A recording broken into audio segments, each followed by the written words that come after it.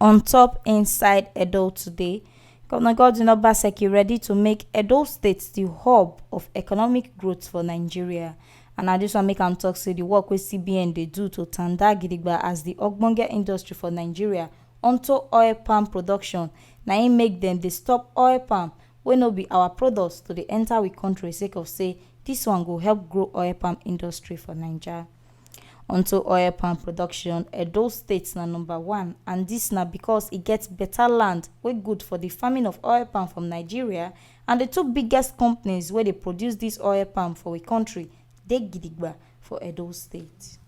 For meeting wey Central Bank of Nigeria and oil palm producers do for Abuja, Obaseki tok say 118,000 hectares of land na dem don put for ground to take cultivate oil palm for Edo State, and say 115,000 hectares na dem go use for the cultivation of oil palm, then dem go use 3 hectares do infrastructure and roads. Governor Obaseki tok say oil palm and other crops like rubber, cocoa na the things wey help grow Nigeria economy when e get independence, and if we want make this country grow well, we go need to start to dey grow these crops dem wey dey bring money and generate revenue for our country.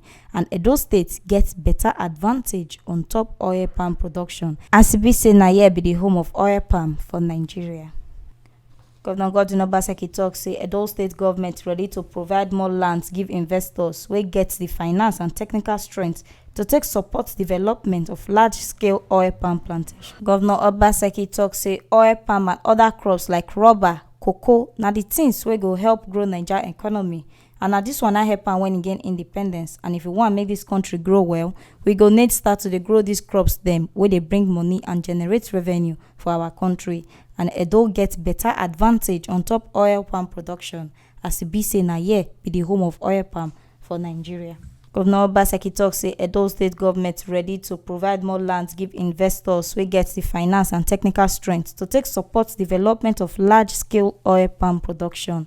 He tok say 17,000 hectares of land na im dem don use for Edo State to take cultivate oil palm.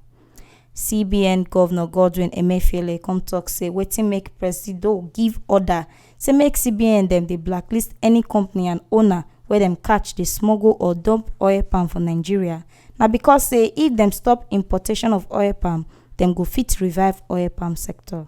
Emefiele tok say with the help of state governments, Nigeria go get enough oil between 2022 and 2024, and dem go come overtake Thailand and Colombia, and dem go come be the 3rd largest producer for the whole world within few years. And so we see am reach on top wetin shele for inside Edo today. On top say Governor Godwin Obaseki ready throw body put to make Edo State the hub of economic growth for Nigeria. Make una no forget say na T Live Media na im dey bring this ogbonge updates dey come give una. My name na Mary Edoleye.